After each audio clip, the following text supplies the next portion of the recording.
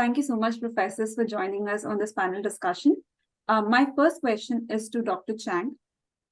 A lot of students are showing interest in pursuing a career in the field of cybersecurity. While there are different career options for students in the corporate, academic, and research fields, what courses, projects, or certifications can help them acquire the required skills and succeed in pursuing their career in the respective field? Thank you, Durga, for this important question. I think cybersecurity courses, projects, and certifications are all related to each other. I was assigned to develop the first cybersecurity course for our department from iSchool perspective. I think cybersecurity certifications are also created to validate one's knowledge and skills in the field of cybersecurity. So when I develop the course, I actually think it's important to design the course content aligned with the certifications, just to address the most current and relevant topics and concepts globally recognized by the cybersecurity community. Right. So that's the reason I adopted CISSP, CBK, the Common Body of Knowledge, as a comprehensive framework of all relevant cybersecurity related topics. I think at least a cybersecurity professional in this domain, they must know, and I think that's well-recognized certification, and they also update the content, the framework very often. As I taught this course since 2015, they updated 3 times, and I suppose they will update another time next year. So through the process, I also observe the differences of the new concepts added to CBK. So I think that's also something I can tell the students. Most of the common body of knowledge really didn't change much. However, there are new concepts developed. And also important to, for the cybersecurity community. So you need to pay attention to, what are the concepts, are the extended concepts from what you have learned or those existing knowledge. I show visualization, I draw a Venn diagram. As I mentioned, I think, the idea of developing this course is to develop the different from, computer science or business school and those departments where they offer a lot of cybersecurity related course. So the left-hand side, you can see the Venn diagram highlights the 3 main focuses of elements, iSchools focus on, and also, we want to address the intersections between people, technology, and data information. So from iSchool's perspective, we want to address cybersecurity as a human, data, information, and technology issue, not like a single aspect issue.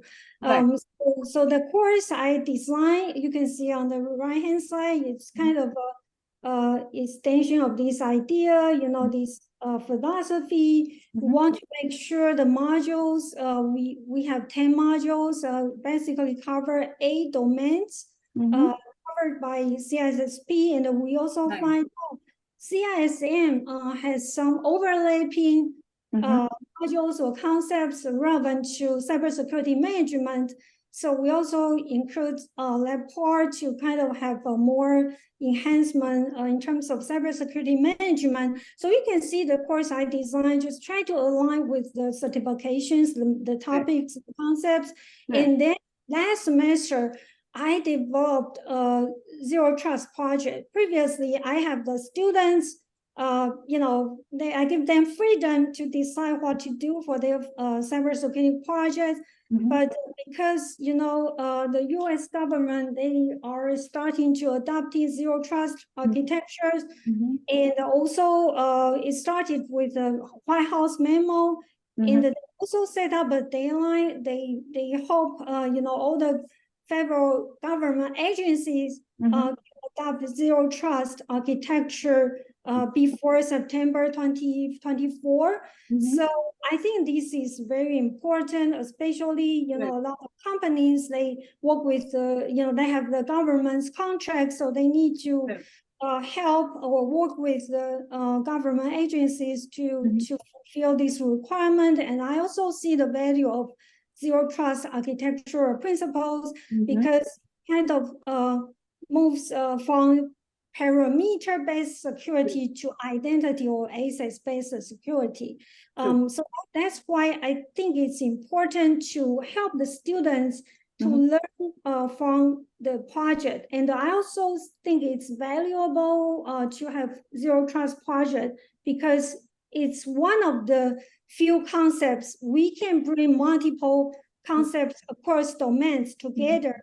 So I think studying innovation or intervention, bringing different concepts across CISSP domains together can shift, the transition or kind of, have different ways to do intervention or innovations. Zero trust principles or architectures can be done differently or depending on the scale. So I think it's, that's the effort I did on last semester, just try to kind of have these course design, content design along with certifications and hopefully certifications, the important concepts I see relevant to zero trust architecture. I have a template for the students to help them start with, those, connections so they can, select the aspects or domains they are interested in to, study one zero trust innovation or intervention. So I hope that answered your question because I hope our students can take Info 5737 as their first class because they know where they can get started and where they can study more when they take courses from other departments, so they will not get lost. Because I think CISSP can really provide a comprehensive framework for them to know what a cybersecurity professional needs to know in order to be part of the cybersecurity effort. And Professor, I think you have provided a very comprehensive answer, and I'm pretty sure that students will benefit out of this because, as you said, the course is a combination of what the industry needs after your study, but at the same time, what is required as a whole, even if you try to pursue in other kind of fields as well. Like within cybersecurity, if you want to try in academia or in corporate or any other fields, this kind of covers everything that you need to know about cybersecurity, along with making sure that the parts are covered from the certifications, which are very popularly known, right? So this is going to be super helpful. Thank you so much for it. Thank you for the great question. Thank you. So my next question is for Dr. Shah. What technical and soft skills are required for students who want to pursue their career as an educator or a researcher in the field of cybersecurity, and how can students acquire these skills? Okay. Thank you for this great question. Okay. And also thank Dr. Chang for the great ideas about the overview of like a broad area of the cybersecurity. Okay, so I think I also learned from her ideas. Okay, and here, so I think maybe I will address it more from like a technical perspective, right? So then I think you need a broader knowledge working in cybersecurity.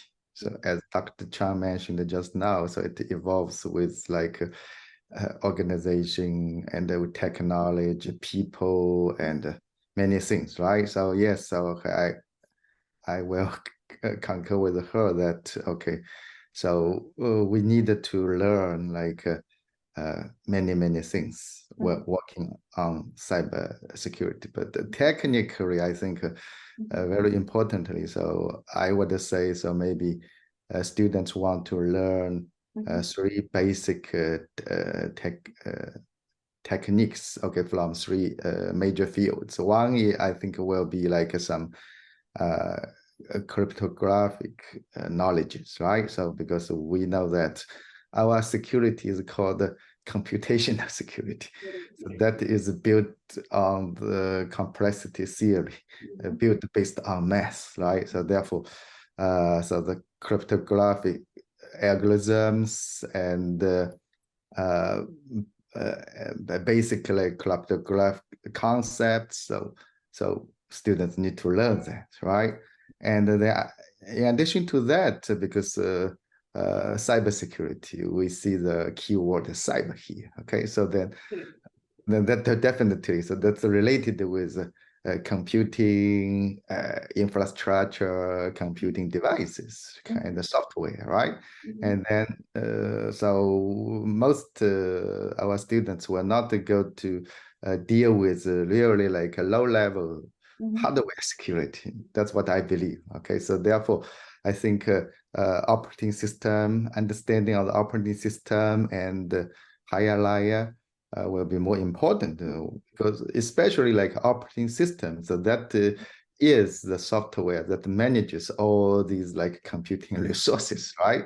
So therefore, so I think a good understanding of the operating system will be very necessary. And then in addition to that, nowadays we are living in a connected world. Okay, so we are connected by using all kinds of wireless connections, right? So therefore, you cannot avoid like networking knowledge when you study security. So I think technically, basic cryptography and operating system related knowledge, and also the networking. Okay, and you could have good understandings of like network protocols and so on. So these are the foundations, right? And then built on that, so then when we work on security, also we may care a lot about a lot of like existing tools and platforms, correct? So then definitely, so there's many available tools. For example, like intrusion detection system, firewall, and how to set up a honeypot, and also like there are other tools such as even some hacking tools, right? You want to know it because you know you want to defend. Okay, then you need to learn about how to attack. So therefore, so like many hacking tools, okay, or like network analysis tools like TCP dump, network miner, Wireshark, okay, all these are great tools, right? Are great tools, okay? So that's my understanding, okay? So from technical perspective, yes, okay, so we do need to learn a lot, okay? And we need to learn how to make use of all these kind of tools and do a lot of like configurations. But thank you, Professor. I think you covered it so well because you need to know what to protect before you know how to protect it, right? So understanding the core layers of, it can be the OS or the networks, as well as the computational things that go along, which comes by the cryptography, right? All of these will definitely help in understanding like how do you protect. That's where the cybersecurity comes into picture, right? So thank you so much for the great answer. I'm pretty sure this will help. Thank you. So my next question is to Dr. Hossain. What does your typical day look like as an educator and a researcher? And what is the best part of your job? Okay, thank you, Durga. Thanks for arranging. And I would like to thank two speakers here, Dr. Chang and Dr. Shah. Dr. Chang explaining very nicely with zero trust and other things, and Dr. Shah with the more details on cybersecurity topics. Thank you so much. And this is a good day for me to start with as an educator and as a researcher. You know, I should start with a small story, kind of like when I go to Walmart and I see there is a barber store, right? Yeah, sometimes it's very close, like when you enter in the entrance, the barber store is there. So sometimes they don't have any client, so they just stand outside or in the door and see people. So I was asking one barber that what exactly you are looking for. He said, you are asking this question to a barber? I said, why? Then he said, okay, I'm not looking you, I'm looking your hair. Because as a barber, my job is to look people's hair, whether it's a grown or is they are interested to make design or anything. Sure. Similar thing I found like in a back home, those who are coloring or just polishing the shoes. Yeah. So I asked them what you are looking, only the downside of the people say, oh, I'm looking the shoes. Because that's their point of interest. Correct. That's why barber, that's why the shoe polisher or something. We are educator and researchers. So it's connected here. So our interest, education, our interest, research. So connecting with Dr. Chang, zero trust, never trust, always verify. That comes to our mind. Right. So when we teach, as an educator, our first thing is teaching, of course. I just pointed out 6 things when I got that question, like people ask that, what as an educator, what is your day? Of course, we do a little bit something, but 6 things we cover. As an educator, we do teaching. That's the very first thing. We check our schedule, that whether I have a class or not, lectures. So we, as a teacher, you see, the teacher always like to teach like talk, kind of a teaching talk. So that's the very first thing. Second, of course, the course development. We develop our own course because if it is someone else's course, learning it takes more time, and we cannot teach it in that way. We need to find our own way of teaching, so we develop our own course. Third thing, we grade assignment. Though we have a TS, sometimes we are not serious because we need to train the TA how to grade, and they learn, and we oversee that how it is going on. So we are also strongly involved in grading and assignments because we build the assignment, we create the assignments, we test it before even we post it for the students, right? Right. And we also mentor the student as an educator. Presently, I have 9 students, so it's not a small number. So I have students always contacting me, questions, answer, individual meetings. So mentoring the students important. Also, little research here, significant aspect of our job, because engaging important things or what are the things connected to this different, changing world. See, the zero trust framework came recently, but more popular. ChatGPT came recently, more popular. It's connecting everywhere, right? Correct. So keep updated, asking people to also do research. So this is basically as an educator. This research connect to as a researcher in the second phase that I'm saying. As a researcher, what I'm doing. Also, I'm doing some research and planning. What the research? We spend significant time in different projects, grant projects and others, research questions and designing experiments and other. Though we have something training like, like workforce development, it can have some developing some tools, as Dr. Shah already mentioned, different types of networking tools, ethical hacking tools, some other things. We try to do research more on it, like what is significant, what a student can learn, and what will benefit them. More other thing. We also participate in data collection because it's a part of regular research. As I mentioned, like training. Then also we collect data, how we can improve things later on. We participate in collaboration because we cannot do a large thing alone. Here you saw already that we are 3 professors here. We collaborate with the department, inside the university, outside, with industry. More grants you will see that we have is with a collaboration grant. So as a researcher, we always have a mindset mindset, an open mindset of collaborating with inside the department, inside university, outside university, international.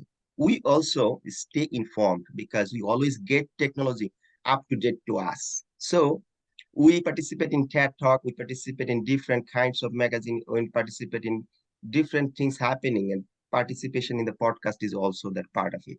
Like we stay informed, like things are coming, challenging, what is coming in the future. And if it is said, like after 2050, what will be the structure of the university? What will be the structure of next generation thing? So, we get informed that what is coming, what is the things based on magazine, newspaper, media, and podcast, more other things. We also write grant.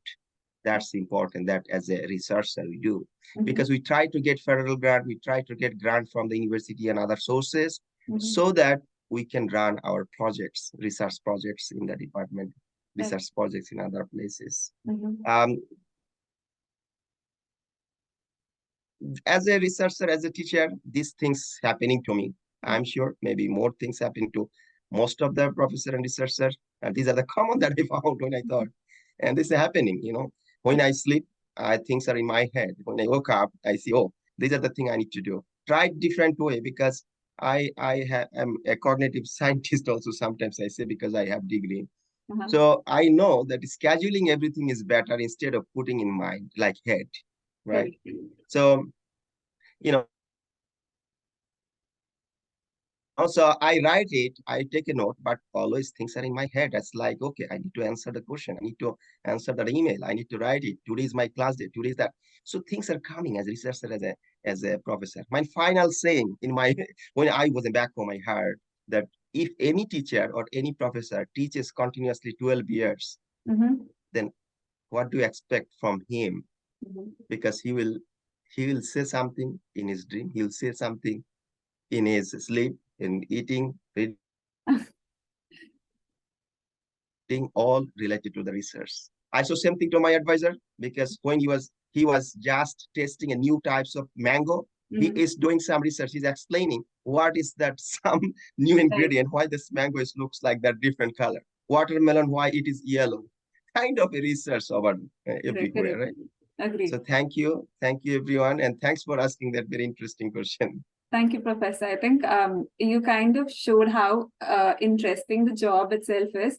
Now, probably Sure. I'm going to be an educator and a researcher in future for sure.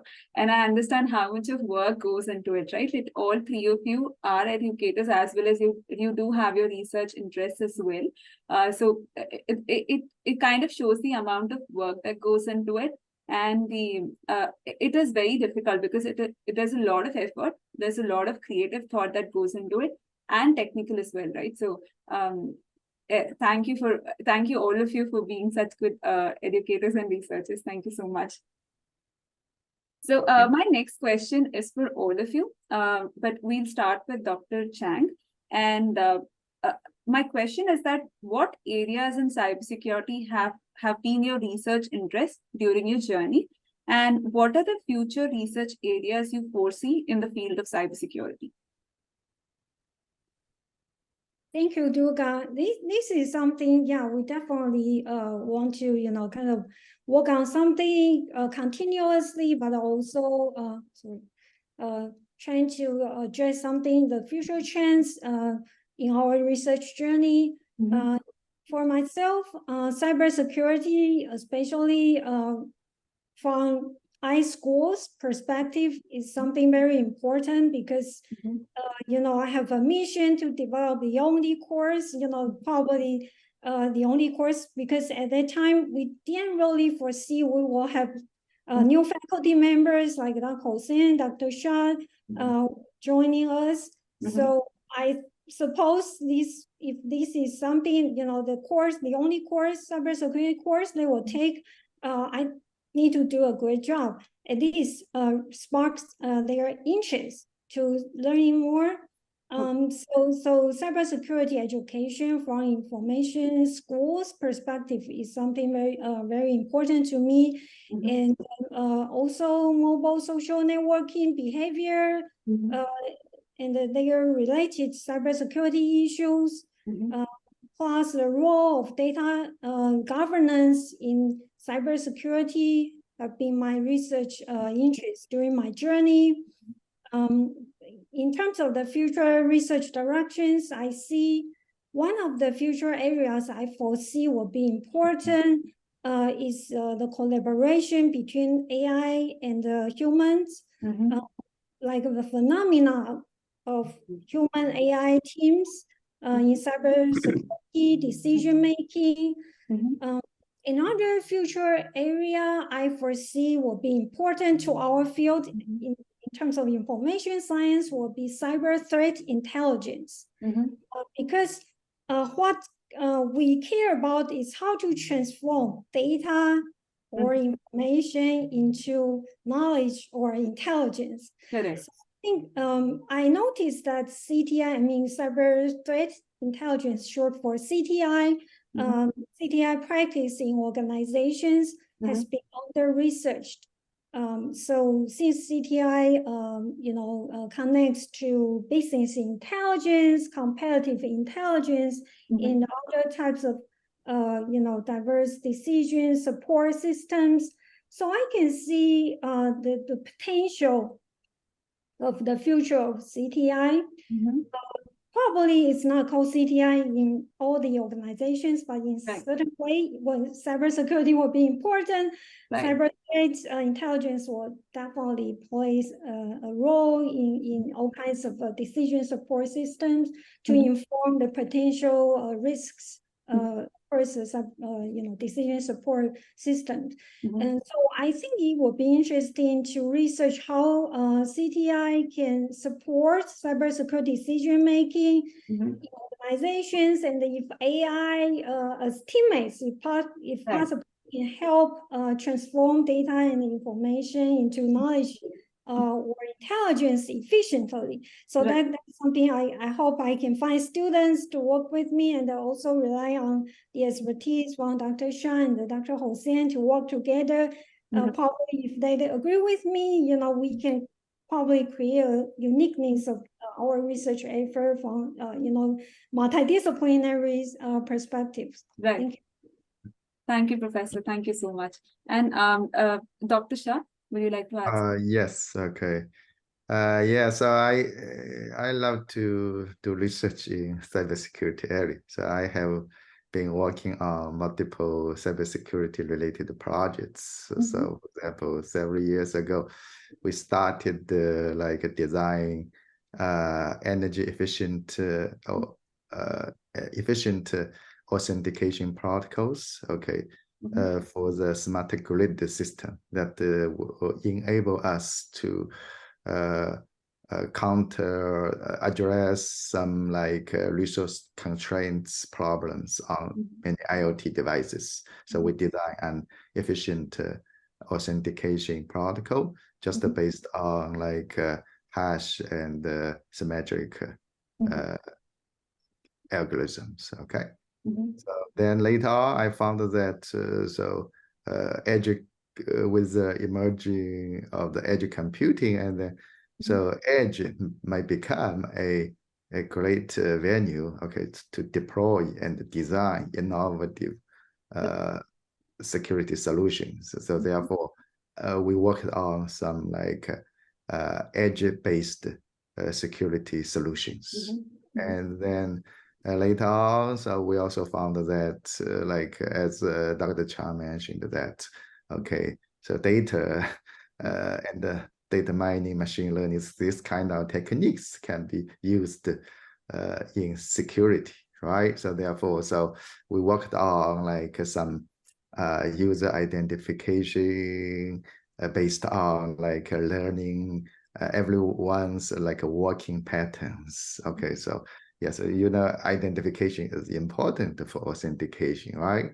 And then later on, so we started to work on a blockchain. So we tried to build a blockchain supported secure collaboration among multiple organizations. So we made use of a blockchain platform called the Hyperledger Fabric. So we design and built many secure algorithms and plot codes based on that platform to enable like a multi-party secure collaboration. Yeah, just to give several like examples of what I worked on before related with the security, but definitely, so we will continue this journey, right? And then here, I think I will more work towards like how to secure like autonomous vehicle and the connected autonomous vehicle platform. So we will study like the operating level security, network level security, and also like a secure collaboration among multiple vehicles. Okay, so this is about my research related to security. This is amazing, Professor. Thanks for asking the interesting question. We have some more overlaps because, as you see, we are cybersecurity researchers here. My cybersecurity journey started in 2005 when I started my master's degree in back home with database security, kind of private information retrieval at the time. So I worked with a professor who got trained from I think Cambridge, and he went back home. So he posed me that topic. So I worked very hard developing Oracle-based that server and making like hashes so that I can secure things when I try to, retrieve from it. And that is proudly used in my country in Bangladesh. They call it EGP, Electronic Government Procurement. Still they are using it. That is for voting system, tender system. And main theme is like secure co-processor is there, like if you are voting someone, the other people will not know that whom you vote. Only the voter will get benefit. Same thing in a tender system, like bidding system. So that's co-processor over there was developed by me. So something I worked at the time, and I worked very hard, and I kind of gave up after that. Okay, that's a very hard job. Yeah, information security, like information system security, making hashing, and because the 2 years that was very tough year in my life. So I just come back to my previous research, like when I did my undergrad with kind of like ChatGPT, that's Bangla version was there. We called it Bangla Conversation Processor. So I developed in 2000 when I did my bachelor, Bangla Conversation Processor. So that's presently the ChatGPT. The conversation processor, if you Google and find, is kind of a Elijah software. That was my job in 1998 and 2000 to develop in my own country version. And the professor was from Caltech. He went back from Bangladesh, and he gave me a book, Stuart Russell's book in natural language processing and conversation processor development. I tried to mimic it and tried to build something with the Bangla conversations. So I said, okay, that was very interesting, and cybersecurity a little bit tough. So I came back to that and came in United States to do PhD in cognitive science that relates to conversation processor, but finally turned a little bit other side. I just did another master's, another certificate in cognitive science, certificate in business, and finally in cognitive system engineering things I did in my PhD, understanding like shared coordination of human and agent and how we can do it. So collaborative cognitive effort, how we can do and apply in the system, and just human in the loop, how we can do it, and what is the collaborative effort, understanding agents. So theory of mind concept, how you can mathematically do something for the mind. So try to understand EG, EMG, more other things, but that's a different direction connecting to the cybersecurity. Presently, my students also working, I'm doing more research on it. So mostly cybersecurity application. How? Because from the business side, as you know, the business use cases, my last couple of years, so you work in a business school, and I saw most of them, they work on a use case. So supply chain, like different other things like industry. So my students and myself presently, we are working on cybersecurity application in agriculture, how we can secure them. Not only security, just we try to build up that all precision agriculture and other things, and some system, the total security management in precision agriculture. We also go for like information transfer and how we can make it secure. So a couple of my work that articles already published with image steganography, because we develop algorithm. We try to make it more efficient. The student start working 5 years back as well.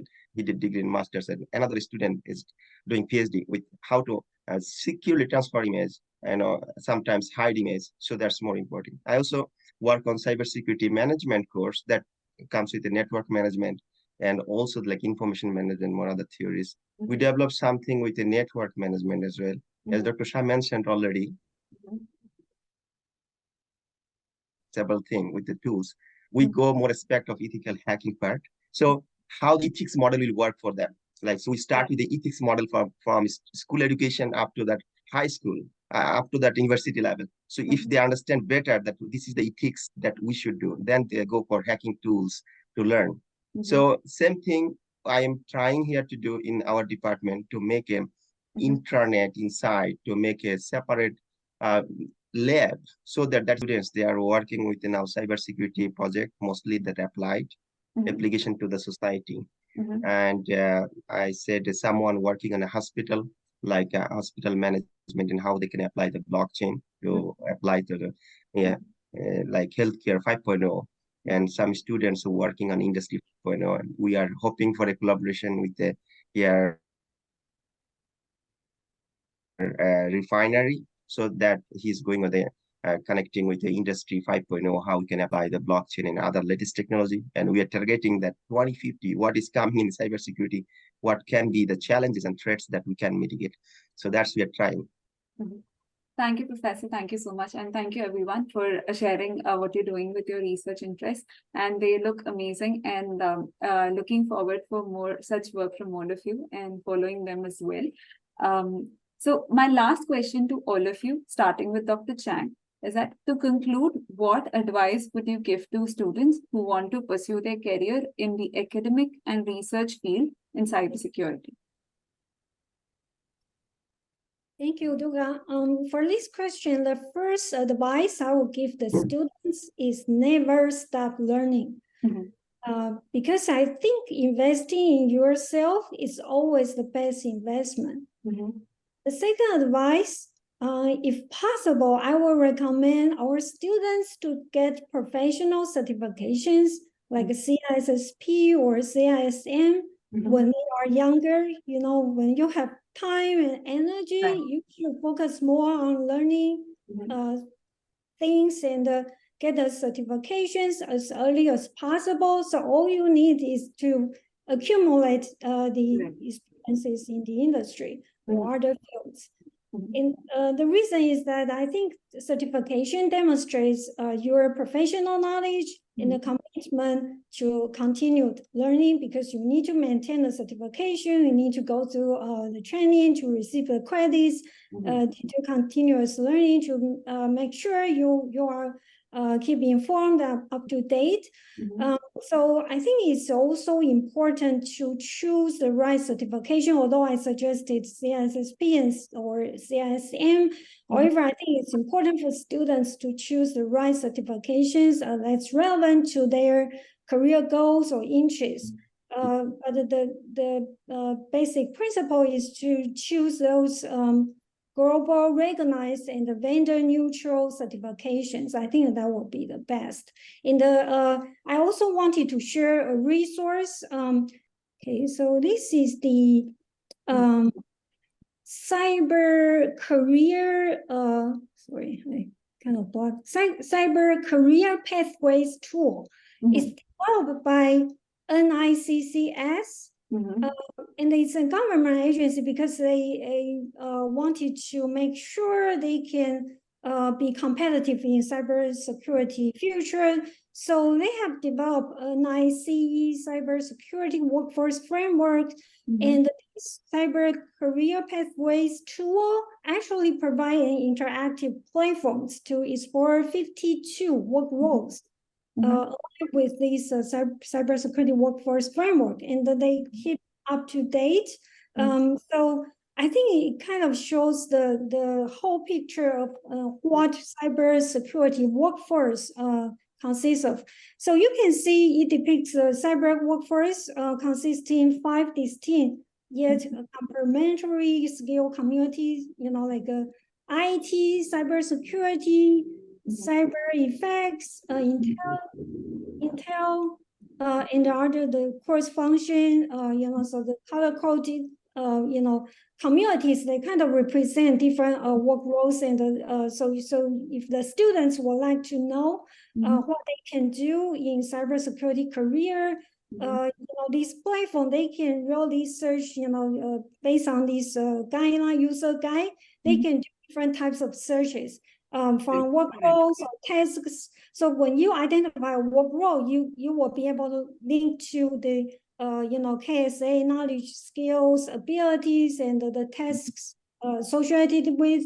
So you know what you need to learn more to become that role. And I think this is up to date. Also, although it's kind of organized by the government agencies, but they get the input from academia and also industries. So I think it's representative, and I hope the students can take advantage of the cyber career pathways tool to learn more about the potential career planning, so just my 2 cents and the information, additional information for sharing. Thank you. Thank you, Professor. Thank you so much. This is very, very helpful for sure. And Dr. Shah, some words. Yes. Thank Dr. Chang for the comprehensive information. So I think that's great. Okay. So yes, I will have a very brief suggestion to our students. So one is identify your goal. Okay. So cybersecurity now is become a very big field. Okay. You can do many things and play all kinds of interesting different roles in the cybersecurity area. So first thing, okay, identify your interests, identify your goal. So what do you want to be, right? So in this field. Second, of course, so based on the role interests you identified, and then you want to build yourself strong, right? So some of the basic knowledge, you need to learn that, okay? So still, okay, cybersecurity could be technical, right? So you try to learn some hard stuff, okay, and master it, okay, and build yourself strong. And the third, of course, Dr. Hossain said, okay, research is so fun, right? So yes, okay, so I would encourage a lot of more students get involved into research, and then get some research experience, and you will have a different level of understanding about a lot of problems, and you will learn long-term life skills, okay, how to cope with difficult challenge, how to respond to a lot of challenges, right? So yes, so welcome to talk to us. Okay, we 3 of us, we are all here, so we're waiting for you to dive into the research. Okay, thank you. Thank you, Professor. I think it's very sweet of you to go ahead and welcome all the students to talk to you, and all of you as well. All of you have been personally have been very reachable. At least I can vouch for that. So thank you for it. And Dr. Hossain, some words from you. Yeah, thank you so much. I would start with a very good news to the students. For the cybersecurity field now, the position is more than the number of people apply for the position. That is the thing I'm hearing for a long time, last couple of years. And I'll show one website where they can also find that that information, like that how many posts are vacant and how many people are applying for it. That's of course a good news. Like you are sure that after getting a degree in cybersecurity, your job is waiting for you. So that's the thing. Presently, these positions filled by the people, those who have a little bit of cybersecurity experience, and they learn some tools after they are some degree of computing, like computer science or some other degree, then they learn some tools, how to handle it. For example, Dr. Shah mentioned many tools like, hacking related, because they also need to learn how to defend, right? So these tools and like networking related Wireshark and more others like network management tools. So people are learning and they are participating, but those who are going to academic school, like us and other places, getting their degree in masters in cybersecurity, or getting something with more concentration, couple of courses in cybersecurity and hands-on practices. And they are very, very, they have very well open future ahead, like career is there. So they can find their job. And we are, every day, we are adopting more up-to-date technology. And that is very robust. Think about ChatGPT, think about all AIs. So robustly managing the cyber incidents is also necessary. Dr. Chang mentioned already that intelligence, that's necessary there. So that's the why the people are thinking, and career is every place, including defense. Our 2 grants are connected with that we inform the school students as well that their career is very wide and they are open to join after they complete the cybersecurity courses, cybersecurity trainings. So as I mentioned that I'll share some link here. So one side is here, National Initiative for Cybersecurity Career and Studies, NICCS. If you go there, there is workforce development, cybersecurity training, and others. It has how many posts are vacant. Also, if you see my screen, I think I opened them. So you see also with that curriculum, CISSE, they also mentioned that different things and courses for women in cybersecurity. Also another site that also has more interesting information for getting and learning. And finally, here the Cyberversity, you can get more courses, more information, more things, more tools, how you can develop, and everything's coming. Participate in some challenges like game development and others. And that's it. I think this is a lot of information for students. And if you have anything to know, of course, you can reach to us department and email. Now technology is very fast, right? You can connect with any professor anytime, any of the communication way, right? Correct. Thank you, Durga. Thanks. So thank you so much, all of you, for helping us out understand what are the different opportunities available in from the education academia and the research standpoint. These are very, very valuable advices, and I'm pretty sure the students are going to be it'll help the students a lot. And of course, thank you again for welcoming all the students to reach out to you. I'll provide the links to all of your emails and the websites that are required. And have a great day ahead. And thanks once again for participating in the panel discussion.